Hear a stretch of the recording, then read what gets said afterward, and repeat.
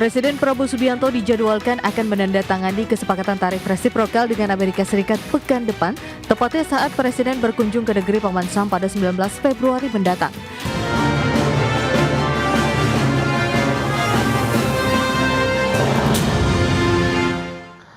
Presiden Prabowo Subianto dijadwalkan akan menandatangani kesepakatan tarif resiprokal dengan Amerika Serikat pada pekan depan.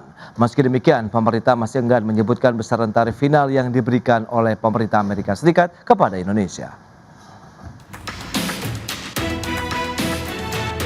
Presiden Prabowo Subianto dijadwalkan akan menandatangani kesepakatan tarif resiprokal dengan Amerika Serikat pekan depan, tepatnya saat Presiden berkunjung ke negeri Paman Sam pada 19 Februari mendatang. Penandatanganan kesepakatan tarif resiprokal ini merupakan kelanjutan dari negosiasi tarif antara Indonesia dan pemerintahan Donald Trump sejak tahun lalu. Menteri Koordinator Bidang Perekonomian Erlangga Hartarto menyebut negosiasi tarif dengan Amerika Serikat sudah sepenuhnya tuntas. Pemerintah kini tinggal menyepakati dokumen final yang akan ditandatangani langsung Presiden Prabowo Subianto dan Presiden Donald Trump.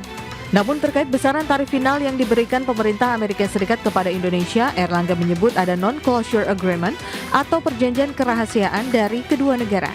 Bapak Presiden rencananya akan menghadiri acara di tanggal 19 dan di sekitar tanggal itu juga akan ada rencana penandatanganan ART, Agreement on Reciprocal Tariff. Sementara itu, salah satu poin penting dalam kesepakatan tersebut adalah kepastian Amerika Serikat untuk menghapus tarif impor khusus pada komoditas seperti sawit, kopi, minyak kelapa, dan kakao. Indonesia juga berkomitmen mengatasi hambatan non-tarif yang menghambat kerjasama kedua negara melalui deregulasi kebijakan. Jakarta, Tim Liputan IDX Channel. Baik pemirsa, untuk membahas tema kita kali ini terkait dengan tarif resiprokal Indonesia dan Amerika Serikat yang menyentuh garis finish, kita sudah tersambung melalui Zoom bersama dengan Bapak Hadito Jono, Kepala Sekolah Ekspor Nasional, kemudian juga dengan Profesor Aryawan Gunadi, Pakar Hukum Bisnis dan Internasional Universitas Tarumanegara dan juga STHM Ditkum Angkatan Darat. Langsung saja kita sapa ini. Halo Prof Aryawan, apa kabar? Halo, apa kabar Pak Pras? Kabar baik Prof, terima kasih atas waktu yang disempatkan. Dan sebelum membahas lebih jauh, mungkin kita akan review terlebih dahulu Prof. Review dari Anda ya, terkait dengan helikopter view kesepakatan tarif resiprokal yang akan ditandatangani oleh Presiden Prabowo pada pekan depan begitu. Apakah memang ini akhirnya menjadi jawaban juga yang ditunggu-tunggu oleh masyarakat di tanah air ataupun pelaku usaha begitu Prof? Ya Pak Pras dan pemirsa IDX, jadi kalau kita lihat secara garis besar, dalam waktu dekat Pak Presiden akan ke Amerika Serikat dan juga akan menandatangani beberapa dokumen termasuk tindak lanjut dari Board of Peace yang kemarin sudah ditandatangan, plus juga kemungkinan akan menandatangani kesepakatan perjanjian tarif resiprokal dengan Amerika Serikat. Karena memang di era Presiden Trump ini kan kelihatannya akan terus ya, negosiasi akan terus berjalan, dan memang dalam kerangka kesepakatan ini Indonesia sepakat untuk menurunkan biaya masuk hampir semua barang dari Amerika Serikat. Jadi menghapus tarif yang ada. Dan Amerika Serikat sepakat juga untuk menurunkan tarif importnya menjadi 19%. Itu posisi yang terakhir. Dan ini langkah yang harapannya bisa dilakukan win-win. Saya juga sering sampaikan di banyak media bahwa ekspor unggulan Indonesia seperti kelapa sawit, kakao, lalu juga kopi dan nikel yang tidak diproduksi di Amerika Serikat punya chance, punya peluang untuk mendapat akses pasar ke Amerika Serikat yang lebih murah, bahkan bebas tarif. Ini yang harapannya mudah-mudahan di Amerika Serikat Pak Prabowo akan bisa mendapatkan sampai dengan 0%. Dan ini dinanti oleh seluruh pelaku usaha domestik untuk bisa mengimpor komoditas energi dan agrikultur dari Amerika Serikat. Jadi ada timbal balik. Dan ini juga harapannya kan diundang nih para pengusaha lokal, perwakilan dari asosiasi untuk juga ke Amerika Serikat untuk melihat ini semua. Nah, faktanya kalau kita lihat Indonesia ini kan juga memiliki tarif AS yang juga salah satu yang terendah di ASEAN.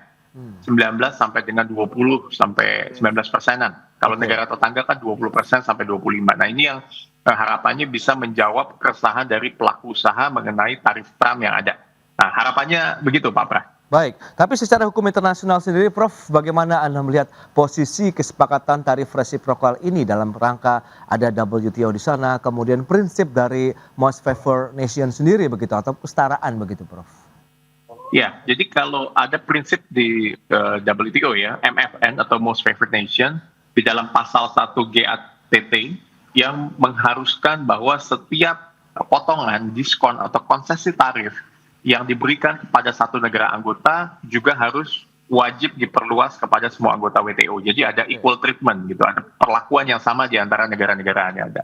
Jadi kalau misalnya Indonesia dan Amerika Serikat dia membuat kesepakatan tarif khusus yang hanya di antara mereka, tentu potensi adanya penyampingan pasal dari MFN ini bisa menjadi pengecualian. Tetapi ini juga potensi juga dianggap pelanggar oleh WTO rules. Nah, kita lihat bahwa kesepakatan ini tentu harus memenuhi kriteria dari Free Trade Agreement di bawah pasal 24 GATT. Karena hampir semua perdagangan ini kan juga deliberalisasi ya kan, agar tidak melanggar MFN. Jadi MFN ini memang menjadi satu acuan, menjadi satu basis untuk para negara itu melakukan kemitraan perdagangan. Dan memang kalau kita lihat banyak pernyataan dari kementerian bahwa setelah 5 tahun kesepakatan akan ditinjau dengan kesepakatan prinsip MFN WTO. Jadi pemerintah menyadari bahwa ke depan ini akan perlu mendapatkan treatment yang berbeda.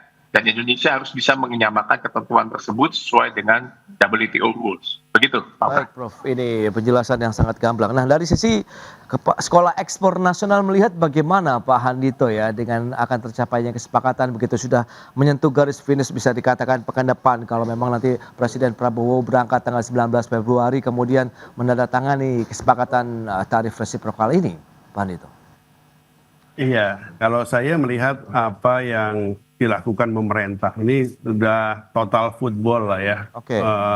Menyiapkan utuh semuanya dari segala lini, mulai dari ini kan beberapa hari ini dikumpulkan dunia usaha beberapa kali malah di Hambalang, dan saya mendapat catatan dari teman-teman yang ke sana memang Pak Presiden memberi perhatian yang sangat besar kepada bagaimana menjaga keberlanjutan dan perkembangan industri nasional. Nah, termasuk dalam konteksnya tidak hanya di Amerika, sebenarnya seluruh dunia. Nah, tetapi selain itu memang apa yang dilakukan ini kan nggak hanya begitu, ngumpulin informasi teman-teman sekalian, dikumpulin, tetapi juga menyiapkan. Saya melihat program-programnya pemerintah untuk menyiapkan peningkatan daya saing berjalan dengan bagus. Termasuk sebenarnya kalau ngomong industri yang untuk ekspor gitu ya, ini kan harus mempermudah juga impor ya. Kan kita kepengen bahan baku impor, bahan baku lokal dimanfaatkan lebih banyak. Tapi jujur untuk kepentingan ekspor masih dibutuhkan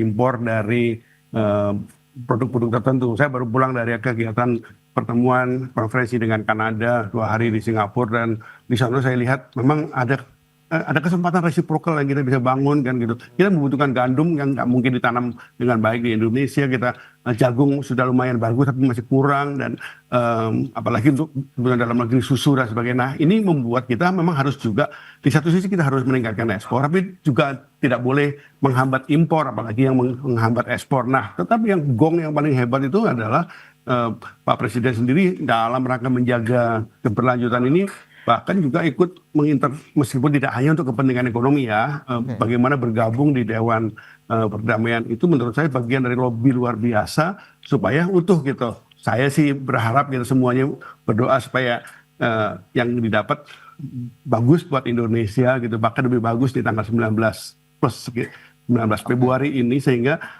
resiprokal tarif yang nanti ditetapkan itu bisa menguntungkan. Tetapi saya yakin kalau dilihat dari situasinya sekarang, kita sudah mendapat hal yang sudah standarnya udah dapat nih, yang optimalnya udah dapat nih. Mudah-mudahan dapat bonus gitu ya. Nah, ini luar biasa total footballnya Pak Prabowo dengan timnya untuk membuat kita punya resiprokal tarif yang menguntungkan buat Indonesia. Nah, ini udah di situ ya kita harapkan tentu saja terjadi peningkatan ekspor tidak hanya ke Amerika Serikat tapi beyond Amerika Serikatnya. Baik, dan kita lihat apa arti strategis kesepakatan tersebut bagi eksportir nasional. Kita akan bahas nanti di segmen berikutnya Pak Andito, Prof. Aryawan. Kita akan jeda dulu sebentar. Dan pemirsa, kami akan segera kembali usai pariwara berikut ini. Ya, terima kasih Anda masih bergabung bersama kami dalam Market Review, pemirsa. Dan berikut ini kami sampaikan sejumlah data untuk Anda. Kita akan cermati bersama seperti apa kinerja ekspor non-migas Indonesia ke Amerika Serikat. Ini dia beberapa produk andalan Indonesia. Ada mesin dan perlengkapan elektrik senilai 6,03 miliar dolar Amerika Serikat atau tumbuh 42,59% kumulatif to kumulatif. Ini berarti dari periode Januari-Desember 2025 berbanding dengan tahun 2024 lalu. Kemudian ada pakaian dan aksesorisnya atau rajutan senilai 2,81 miliar, alas kaki 2,8 miliar dolar Amerika Serikat. Dan berikutnya kita lihat dari sisi impor non-migas Amerika Serikat ke Indonesia. Ini dia beberapa itemnya, seperti yang bisa Anda saksikan juga ada mesin, perlengkapan mekanis dan bagiannya senilai 1,83 miliar dolar. Kemudian ada biji dan buah mengandung minyak 1,03 miliar dolar Amerika Serikat, meskipun dari sisi pertumbuhan secara kumulatif to kumulatif ini negatif ya, turun 17,58%. Berikutnya ada mesin dan perlengkapan elektrik juga kita impor dari Amerika Serikat sekitar 0,95 miliar dolar Amerika Serikat. Dan selanjutnya kita akan cermati negara penyumbang surplus terbesar Indonesia. Nah ini dia surplus perdagangan kita dalam beberapa tahun terakhir yang sampai dengan lebih dari 60 bulan berturut-turut. Ini dari mana saja? Ini dia periode Januari-Desember 2025 Amerika Serikat menempati posisi pertama 21,12 miliar dolar Amerika Serikat. Menyusul India 13,62 miliar. Kemudian ada Filipina 8,33 miliar dolar Amerika Serikat. Itu dia beberapa data tadi yang sudah kita sampaikan dan kita akan lanjutkan kembali perbincangan bersama dengan Bapak Andito Juwono, Kepala Sekolah Ekspor Nasional, dan Profesor Aryawan Gunadi, Pakar Hukum Bisnis dan Internasional Universitas Tarumanagara. Baik, dengan beberapa informasi tadi yang sudah disampaikan, lantas bagaimana Pak Andito Anda melihat dari sisi arti strategis lah kesepakatan ini tentunya bagi para eksportir, kemudian pelaku usaha di tanah air? Ya, sebenarnya kalau dilihat dari surplus kita dengan Amerika Serikat itu kan besar sekali gitu. Ya. Kita harus realistis untuk mengakui bahwa sebenarnya hubungan ekonomi dengan Amerika Serikat itu menguntungkan Indonesia. Jadi kalau diperjuangkan dengan luar biasa dengan total football itu memang masuk akal. Dan buat Amerika Serikat surplus kita yang 21 miliar US dollar itu kan sebenarnya ya buat dia juga nggak terlalu masalah gitu kan. Kita masih bisa ngegas lagi gitu loh. Nah ini yang harus kita dukung gitu di dalam negeri, bahwa memang kalau Pak Presiden itu total football all out memperjuangkan Amerika, bukan kita mau tergantung dengan Amerika. Kenyataannya Amerika Serikat itu sudah memberi sesuatu ke kita dan dia lagi baik-baik sama kita. Kenapa nggak digas aja bandingkan dengan negara-negara lain yang ini ya, dengan China, dengan Jepang, dengan yang Eropa, kita nggak sebagus dengan Amerika. Jadi saya ingin ajak kita semua, ayolah kita kadang-kadang kan masih ada yang bilang ngapain sih kita ini bela-belain ini sampai seperti itu. Kenyataannya memang begitu. Amerika Serikat itu punya niat yang baik dengan kita. Nah kita manfaatkan. Nah yang kedua sebenarnya di luar itu masih banyak peluang yang masih bisa terbuka. Dan tadi itu terutama kan juga kita lihat itu produk-produk yang ya mesin, perlengkapan mesin yang sebagian besar dibangun oleh teman-teman dari luar negeri di Indonesia untuk diekspor ke Amerika Serikat. It's okay, itu nggak apa-apa, itu untuk industrialisasi. Tapi sebenarnya kita masih bisa punya peluang untuk mengembangkan produk-produk yang lain yang memang basisnya Indonesia. Produk-produk yang sudah dikecualikan tadi oleh Amerika Serikat itu kan dikasih pintu itu, kokoa, sawit, kelapa, itu kan di Indonesia ada tuh. Nah artinya kalau saya ingin melihat ini kita terus dukung supaya ini perjuangan ini berhasil. Tapi yang kedua kita harus membangun industri yang basisnya produk-produk seperti itu, produk kakao, coklat paling nggak setengah jadi harus dikembangkan lagi, tunggu jadi produk jadi, produk-produk turunan dari kelapa harus kita perbanyak lagi dan kita bisa banget. Nah, tapi ini harus didukung juga oleh Kementerian Pertanian ya. Saya lihat Kementerian Perdagangan sudah bagus banget lah menggawangi sana sini. Kementerian Pertanian sekarang saya melihat sudah mulai menanam kelapa lagi, menanam kakao lagi. Nah ini harus kita dukung ya. Sawit ya kita tata ulang lah ya supaya lebih bagus gitu. Tapi sebenarnya semuanya ini menggambarkan bahwa kita ini punya potensi yang sangat besar. sudah dibuka besar, ayo kita manfaatkan lebih besar. Nah, yang kemudian yang ketiga, saya rasa sudah waktunya kita ini melakukan industrialisasi lebih besar lagi dengan mengajak investasi dari teman-teman di Amerika Serikat. Nggak apa-apa mereka investasi di sini bagus, malah terus kita balikin lagi produknya ke Amerika Serikat. Mereka sudah mulai inilah ya, quote unquote adalah malas memproduksi produk-produk yang basisnya pertanian kan gitu. Ya, kita ajak mereka investasi di sini. Nah, ini saya mengharapkan kerjasama Indonesia Amerika Serikat itu tidak hanya punya dampak kita membuka pasar ekspor, tapi juga mengajak industri mereka bangun di sini. Selama ini sudah cukup banyak sih, tapi ini harus lebih besar lagi. Baik, Pak Handito. Nah, Prof. Aryawan, lantas apakah perjanjian tarif resiprokal ini juga nanti akan berbentuk perjanjian dagang bilateral yang mengikat penuh begitu, atau cukup melalui nota kesepahaman atau MOU saja begitu, Prof? Baik Pak Pras. Jadi memang dari keterangan publik, pemerintah awalnya menyiapkan nota kesepahaman atau MOU terkait dengan tarif resiprokal dengan Amerika Serikat. Tentu sebagai identitas dari MOU statusnya memang lebih ke understanding lah, lebih politis dan tidak secara otomatis dia mengikat detail seperti perjanjian internasional yang sifatnya formal. Nah, memang dalam MOU itu memang kedua belah pihak bersifat baik-baik dalam tanda kutip tanpa sanksi hukum internasional jika salah satu pihak ada yang melanggarnya, sehingga fleksibilitasnya itu bisa lebih besar.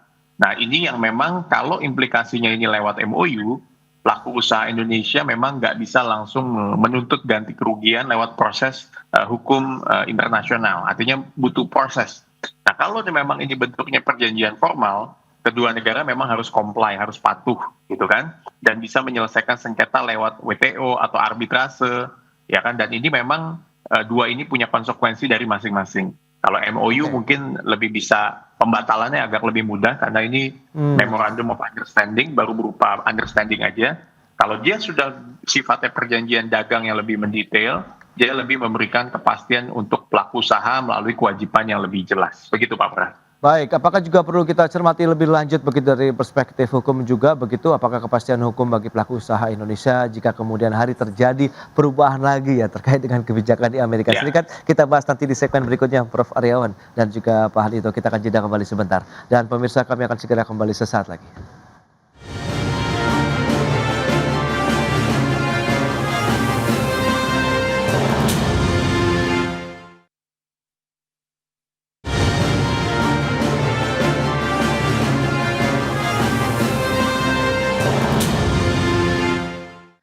Ya, terima kasih Anda masih bergabung bersama kami dalam Market Review dan kita akan lanjutkan kembali perbincangan bersama dengan Prof. Aryawan Gunadi dan juga Bapak Handito Jono. Ya, Prof, dari perspektif hukum bisnis, lantas bagaimana kalau kita bicara kepastian hukum bagi pelaku usaha Indonesia? Mengingatkan Presiden Donald Trump ini juga unik begitu ya, kadang-kadang suka berubah begitu dengan kebijakannya. Begitu Anda melihat bagaimana nanti ke depannya? Iya, jadi kalau memang bagi pelaku usaha kepastian hukum tergantung pada bentuk dan mekanismenya ya lewat perjanjian itu. Jadi Amerika Serikat itu mungkin nggak bisa diubah sembarangan karena ada kewajiban Amerika Serikat. Nah, Indonesia memang bisa menggunakan mekanisme WTO untuk penyelesaian sengketa untuk menuntut pemenuhan kesepakatan. Nah, sebaliknya jika hanya berupa MOU yang tadi saya bilang atau deklarasi yang sifatnya political declaration, perubahan kebijakan itu akan lebih sulit ya. Artinya pemerintahan baru membatalkan kebijakan Trump yang sebelumnya yang dulu liberal sekarang proteksionisme. Nah, ini memang IMF juga mencatat bahwa kebijakan tarif Trump ini kan menjadi catatan bagi ketidakpastian global, artinya tidak seluruhnya didukung. Nah, tentu dengan adanya perjanjian resmi yang menjamin tarif maksimum 19%, harapannya perusahaan di Indonesia bisa mendapat kepastian jangka menengah untuk menyesuaikan strategi bisnisnya nih, ketika dia produknya itu masuk ke Amerika Serikat. Dan pelaku usaha akan juga bisa mengandalkan ketentuan kontraktual, misalnya klausula force majeure atau renegosiasi atau regulasi WTO yang memungkinkan sanksi jika Amerika Serikat melanggar barang ini tidak sesuai, lalu tarifnya itu beda-beda gitu ya. Nah, ini yang makanya harapannya ini bisa dilakukan dalam satu dokumen resmi yang menjadi acuan untuk semua pihak, begitu Pak Pras. Baik, nah dari Pak Handito sendiri bagaimana melihat begitu dengan aspek-aspek perlindungan juga bagi pelaku usaha lokal, kemudian tadi ada beberapa komoditas unggulan kita yang ternyata justru mendapatkan karpet merah juga untuk ekspor ke Amerika Serikat begitu Pak Handito?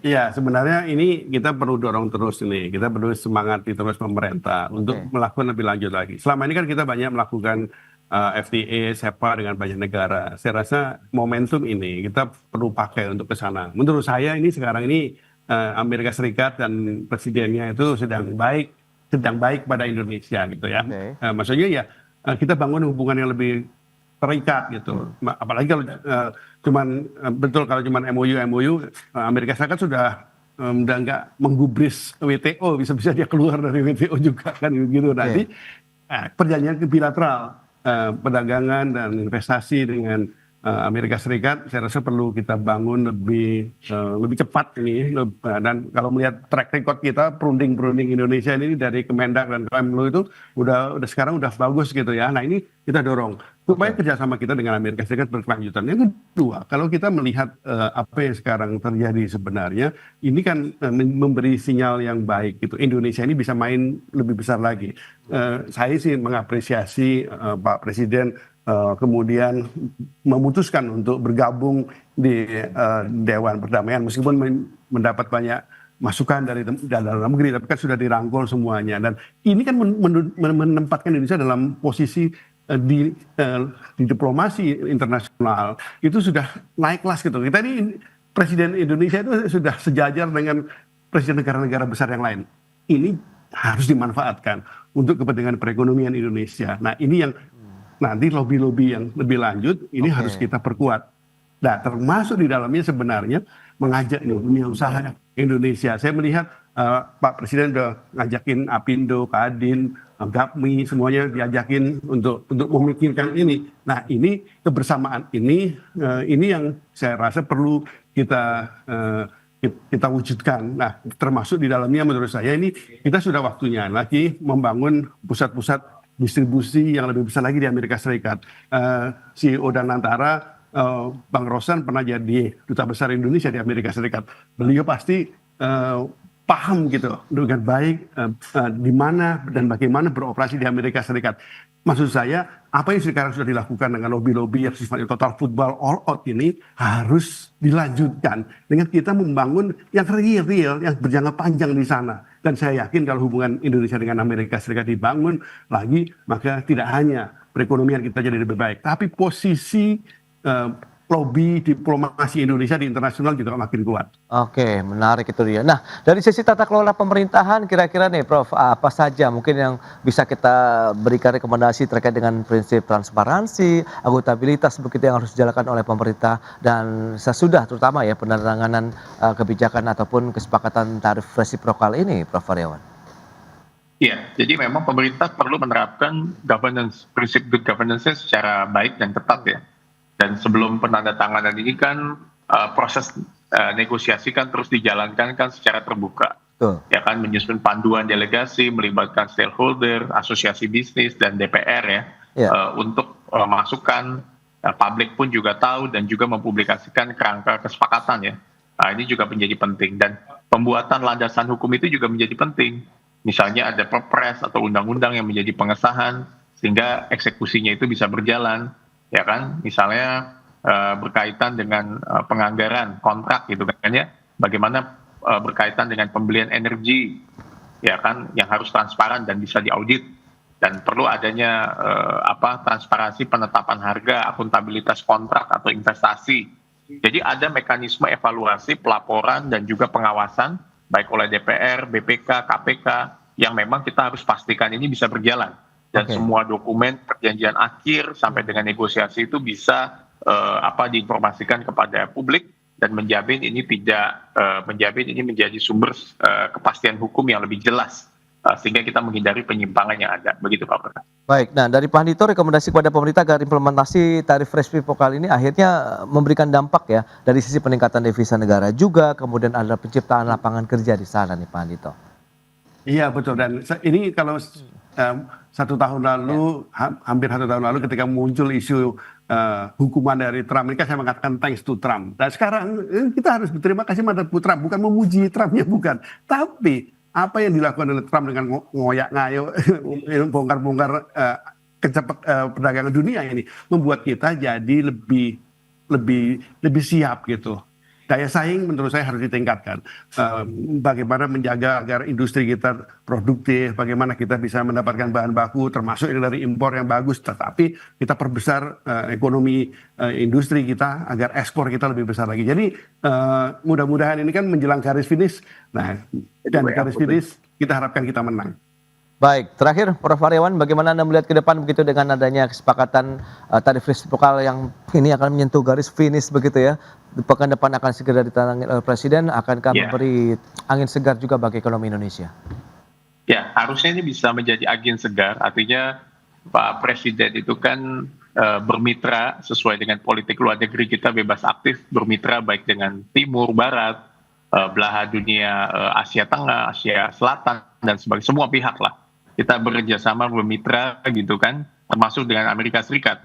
Nah ini yang harapannya bisa menjadi fondasi diplomasi ekonomi yang kuat dengan Amerika. Karena ini bisa jadi ini bukan akhir kalau menurut saya, karena never ending story lah. Kita nanti ngelihat sejauh mana. Tetapi untuk periode termin sementara ini saya lihat dengan adanya nanti dokumen yang ditandatangani, kesepakatan perjanjian dagang yang sudah mencapai satu tarif tertentu, saya rasa ini akan bisa menjadi acuan. Tetapi apakah menjadi garis finish, kita akan lihat dalam perjalanannya, tetapi kelihatannya dinamika akan terus berjalan, karena geopolitik kan terus, dinamikanya terus berjalan juga. Betul. Jadi ini yang harapannya paling tidak memberikan angin segar untuk periode waktu tertentu ini, baik dalam hal semangat usaha, iklim usaha, dan juga bisa menurunkan kebijakan yang terakhir 19% yang diberikan oleh Amerika Serikat kepada Indonesia, begitu Pak Pres. Baik, itu dia beberapa harapan dan optimisme masih cukup tinggi, dan semoga saja ini memberikan langkah-langkah selanjutnya dari pemerintah untuk bisa menata lagi gimana ekspor Indonesia ke Amerika Serikat akan lebih smooth, kemudian juga